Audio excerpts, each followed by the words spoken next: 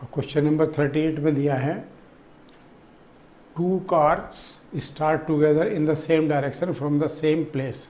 यहाँ से ये 2 कार है, एक ये कार है, एक ये कार है, इस जगह से दोनों स्टार्ट होती हैं। ठीक है, जो तो पहली कार है वो 10 किलोमीटर पर आवर की स्पीड से चलती है। ये है यहाँ पर, ये कार जा रही है 10 किलोमीटर पर आवर की स्पीड से। ठीक है, the second car goes eight A speed of 8 kilometre per hour in the first hour. एक पहले घंटे में ये जो दूसरी कार है, ये पहली है, ये दूसरी है। ठीक है, तो ये जो दूसरी कार है ये 1 घंटे में पहले जाती है कितना, 8 किलोमीटर जाती है। फिर दूसरे घंटे में कितना जाती है, फिर ये स्पीड बढ़ा देता है आधा किलोमीटर की। तो यहाँ पे 8 किलोमीटर मतलब 8.5 किलोमीटर जाएगी, यहाँ पे 8 किलोमीटर जाएगी।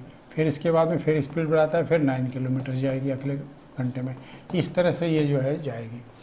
तो ये कहता है कि after how many hours will the second car overtake the first car if both goes on non stop. अगर दोनों कार साथ साथ मतलब कंटिन्यूसली चल रही है, कहीं रुक नहीं रही, तो हम ये बताओ कि यहाँ पर ये जो दोनों कार इकट्ठी होंगी कितने टाइम के बाद होगी, क्योंकि ये जो पहली कार है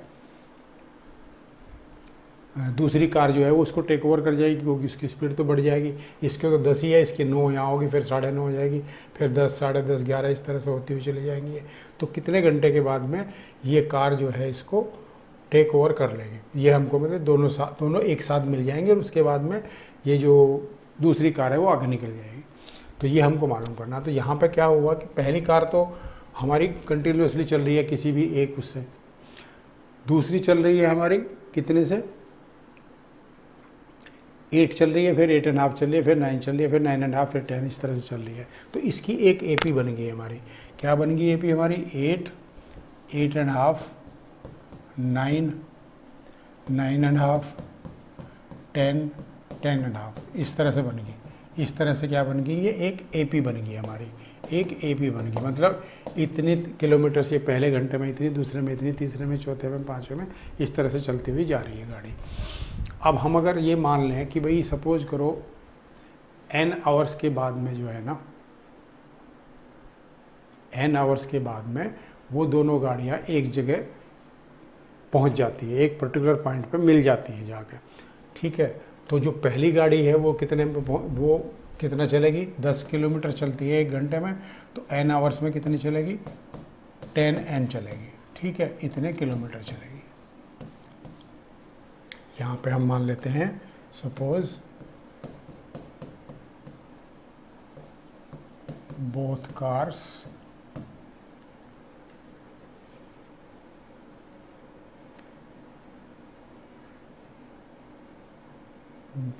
meet at the same point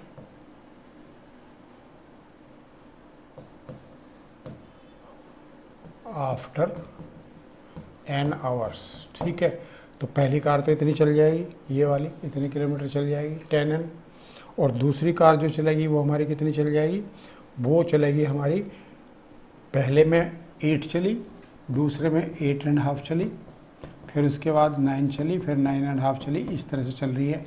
और इस तरह से ये n आवर्स तक चलती रहेगी हमारी गाड़ी, n टाइम्स चलेगी। मतलब ये यहाँ पे ये जो फिगर आएगी n आवर्स चलेगी।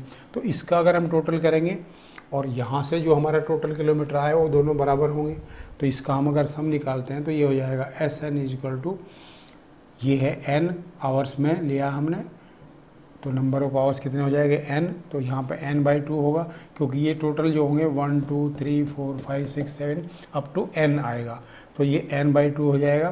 फिर 2 इंटू a कितना है हमारे यहाँ पे 8 है, प्लस n-1 इंटू हाफ जो है ये प्लस का होगा, क्योंकि 8.5 में से 8 गया तो आधा बच जाएगा, और यहाँ पे 9 में से 8.5 गया तब भी आधा बचेगा। तो इस तरह से d की वैल्यू ये हो जाएगी हमारी।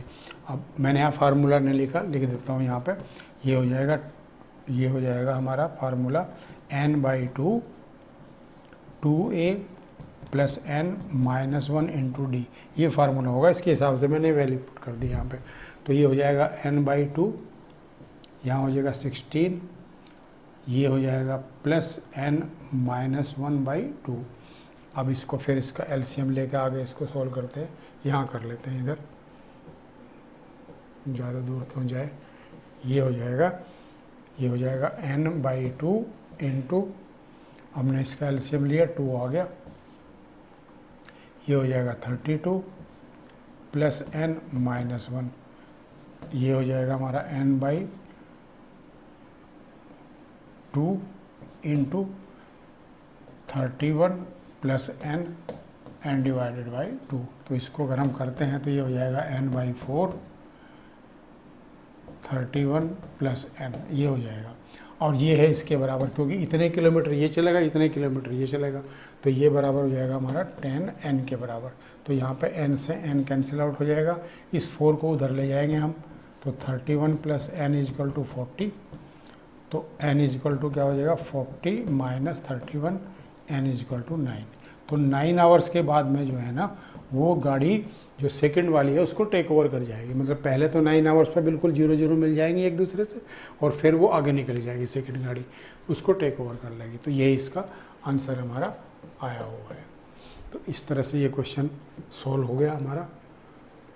तो सिंपल चीज़ है, हमको समझना है बस कि क्वेश्चन में हमको क्या दिया हुआ है, क्या हमारी एपी बन रही है, और किस तरह से जो है ना फिर उसको हमें आगे सॉल्व करना है। ठीक, तो सब जितने भी डिस्क्रिप्टिव टाइप के क्वेश्चंस होते हैं, वर्ड प्रॉब्लम्स होती है, उसमें जो चीज़ दी हुई है उसको पढ़ते रहो, क्या दिया हुआ है, फिर क्या होगा, फिर उसके बाद क्या हुआ, फिर उस क्या क्या दिया हुआ है, क्या निकालना है हमको, फिर जो निकालना है जो दिया है उसमें क्या रिलेशन ऐसा बन सकता है जो हमारा आंसर आ जाए। बस ये 2-3 चीज़ें होती हैं, ये हमको देखनी होती है। तो यहाँ पर हमको ये पता चल गया कि हमारा जो दूसरी गाड़ी है वो पहले घंटे में 8 चलती है, फिर 8:30 चलती, फिर 9 चलती, फिर 9:30।